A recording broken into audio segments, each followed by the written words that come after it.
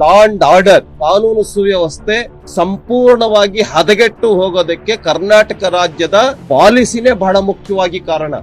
Heart of the Bengaluru, capital of the Karnataka state, ವಿಧಾನಸೌಧದೊಳಗೆ ಪಾಕಿಸ್ತಾನ್ ಜಿಂದಾಬಾದ್ ಅಂತ ಹೇಳಿದ್ರು ಕೂಡ ಏನು ಆಕ್ಷನ್ ತೆಗೆದುಕೊಳ್ಳಲ್ಲ, ಅವ್ರನ್ನ ಅರೆಸ್ಟ್ ಮಾಡಲ್ಲ, ಓಪನ್ ಆಗಿ ಚಾಲೆಂಜ್ ಆಗ್ತಾರೆ, ಅವ್ರಿಗೆ ರಕ್ಷಣೆ ಇದೆ. ಇದ್ರ ವಿರುದ್ಧ ಪ್ರೊಟೆಸ್ಟ್ ಮಾಡಿದಂತವ್ರನ್ನ ಕೊಲೆ ಮಾಡ್ತಾರೆ, ಥ್ರೆಟ್ ಕೊಡ್ತಾರೆ. ಕರ್ನಾಟಕ ರಾಜ್ಯದಲ್ಲಿ ಒಂದ್ ರೀತಿ ಜಂಗಲ್ ರಾಜ್ ನಿರ್ಮಾಣ ಆಗಿದೆ. ಇದಕ್ಕೆ ಸಂಪೂರ್ಣ ಹೊಣೆ ಮುಖ್ಯಮಂತ್ರಿ, ಉಪಮುಖ್ಯಮಂತ್ರಿ, ಗೃಹ ಮಂತ್ರಿಗಳೇ ಹೊಣೆ ಆಗ್ಬೇಕಾಗತ್ತೆ. ರಾಜ್ಯಾದ್ಯಂತ ಇದನ್ನ ನಾವು ಖಂಡಿಸಿ ಹೋರಾಟವನ್ನ ಮಾಡ್ತಾ ಇದ್ದೇವೆ. ಅನೇಕ ಕಡೆಗಳಲ್ಲಿ ಹೋರಾಟ ನಡೆಯುತ್ತೆ, ನಾಳೆನೂ ಮಾಡ್ತಾ ಇದ್ದೇವೆ. ಹಾಗಾಗಿ ಕರ್ನಾಟಕ ಒಂದ್ ರೀತಿ ಏನ್ ಮೊನ್ನೆ ಕಾಶ್ಮೀರದಲ್ಲಿ ಹತ್ಯೆ ಆಯ್ತು 26 ಜನರದು, ಆ ತರದ ಹತ್ಯೆ ಕರ್ನಾಟಕ ರಾಜ್ಯದಲ್ಲಾಗಿದೆ. ಟೆರರಿಸ್ಟ್ ಗಳೇ ಮಾಡಿರೋದು. ಅವ್ರು ಕ್ಯಾಮೆರಾಗಳಲ್ಲಿ ನಾವು ನೋಡ್ತಾ ಇದೀವಿ, ಸಿಸಿ ಕ್ಯಾಮೆರಾಗಳಲ್ಲಿ ಮಚ್ಚು ಲಾಂಗ್ ತೆಗೆದುಕೊಂಡು ಬಂದು ಒಬ್ಬನು ಹೊಡಿತಾನೆ, ಹೋಗ್ತಾನೆ, ಮತ್ ಬರ್ತಾನೆ, ಇನ್ನೊಬ್ನು ಹೊಡಿತಾನೆ. ಹಾಗಾಗಿ ಕರ್ನಾಟಕ ರಾಜ್ಯದ ಕಾನೂನು ಸುವ್ಯವಸ್ಥೆ ಒಂದ್ ರೀತಿ ಎರಡನೇ ಕಾಶ್ಮೀರ್ ಕರ್ನಾಟಕ ಆಗ್ಬಿಟ್ಟಿದೆ. ಅವ್ರಿಗೆ ಸಂಪೂರ್ಣ ಸ್ವಾತಂತ್ರ್ಯ ಇದೆ. ಯಾರಿಗ್ ಬೇಕಾದ್ರೂ ಥ್ರೆಟ್ ಮಾಡ್ಬೋದು, ಯಾರನ್ನ ಬೇಕಾದ್ರೂ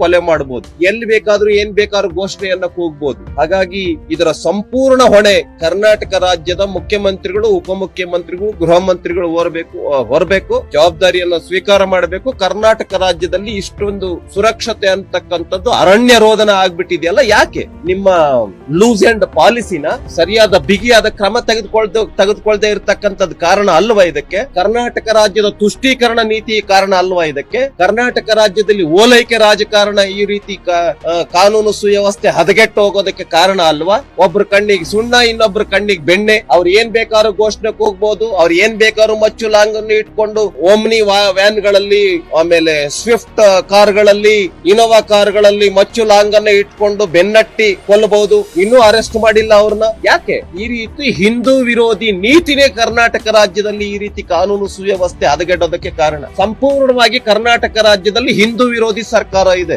ಓಲೈಕೆ ರಾಜಕಾರಣ ಮಾಡತಕ್ಕಂತ ಸರ್ಕಾರ ಇದೆ, ಮುಸ್ಲಿಂ ತುಷ್ಟೀಕರಣ ಮಾಡತಕ್ಕಂತ ಸರ್ಕಾರ ಇದೆ ಕರ್ನಾಟಕ ರಾಜ್ಯದಲ್ಲಿ.